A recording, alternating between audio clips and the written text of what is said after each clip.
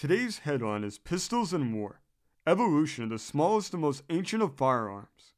The firelock of 1510, how it has developed into the rapid-fire gun of today. The subheadline says, Smallest Weapon of War, its introduction into warfare is buried in the mists of antiquity, the modern revolver. The pistol, the smallest and most interesting of firearms, is also the oldest. From the time of the Battle of Rents between the Germans and the French in 1546, sword and pistols have been the recognized equipment of a horse soldier. In England, France, and Germany, the service pistol is of a fixed and definite form and caliber, but in the United States, no such uniformity prevails. The government does not supply any of its officers with sidearms, so the American follows his own preference in the selection of his pistols.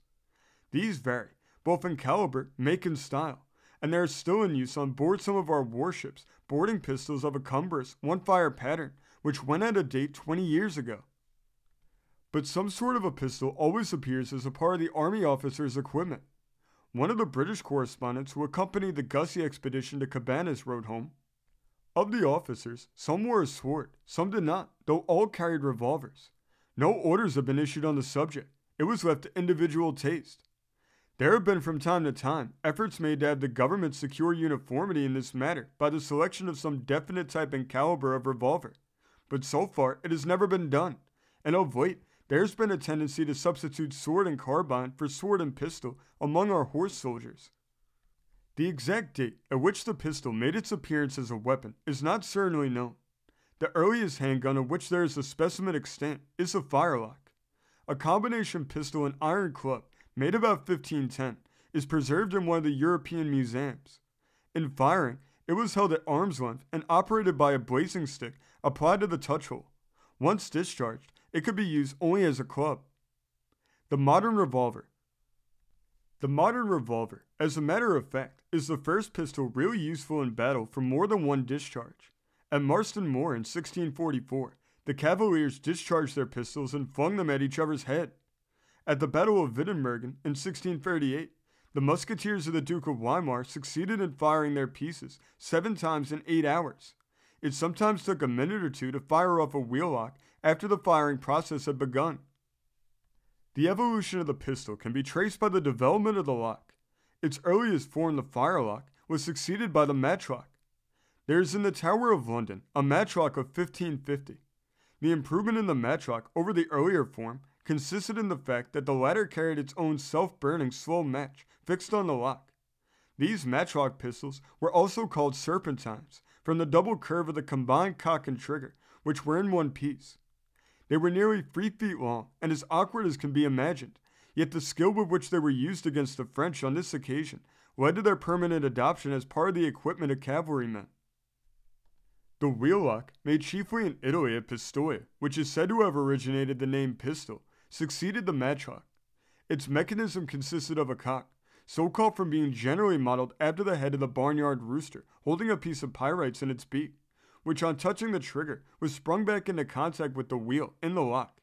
This wheel was wound up beforehand by a key, something like a clock key, and when the trigger spun the cock back, the spring of the wheel was simultaneously released and the pyrites in the cock's beak was brought into contact with the serrated edge of the whirring wheel.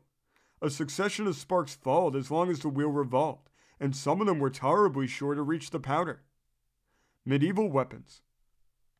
The pistols manufactured in the 17th century were far handsomer than any that are made today. Soon after the discovery of gunpowder, the medieval armorers set at the task of perfecting a weapon in which to explode it. As a result of their efforts, the wheellock pistol was evolved.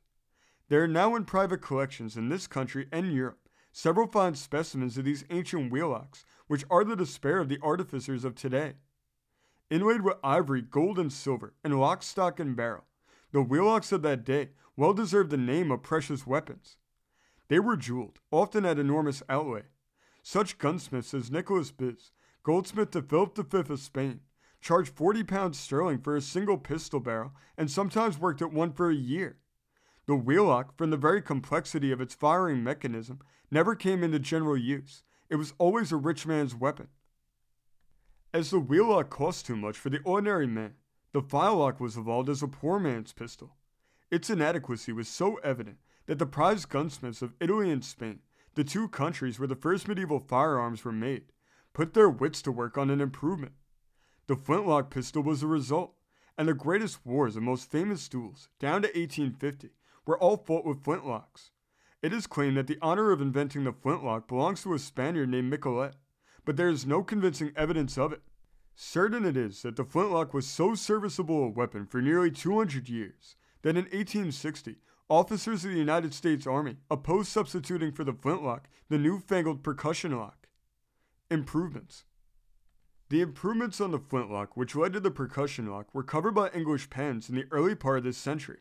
A fulminating composition was first used to be exploded by the fall of the cock, which had now become identical with the hen or hammer, and this in turn led to the patenting in England of a tube and a cap of fulminate to fit on the tube. While some pistols were made under these pens as early as 1820 to 1830, percussion cap pistols did not come into general knowledge until Samuel Colt patented his revolver in London and Paris in 1835. Colt had hard work to make the percussion cap revolver go, and in 1842, his company became insolvent. General Zachary Taylor insisted on having his soldiers armed with these revolvers in the Mexican War, and the government orders then given laid the foundation of Colt's fortunes. So discouraged had he become that when this order reached him, Mr. Colt had to make a new model. His old one had actually been lost. The great difference between the primitive and modern revolver seems to be in the fact that the barrels of the former, each fitted with its own individual firing mechanism, priming pan, and trigger, were revolved directly by the hand, while the firing mechanism of the latter is connected with and revolves the cylinder carrying the cartridges, the barrel or barrels being stationary. A noticeable improvement on the modern revolving cylinder was believed to have been found in the mitrailleuse pistol, which, as tested by the small arms bore of the United States Navy at Newport, fired 24 rimless cartridges charged with smokeless powder in 44 seconds, with an effective range of 550 meters. This test was made nearly 3 years ago, but the mitrailleuse pistol has not yet been adopted in any arm of the service. This story came from the great state of Ohio, being reported in the Commercial Tribune of July 24, 1898. Thank you for joining us today. If you want to continue to uncover all of America's lost and forgotten history, then remember before you leave to hit the subscribe button, hit the notification bell, and remember to like and comment below. And we will see you next time on Americana Archives.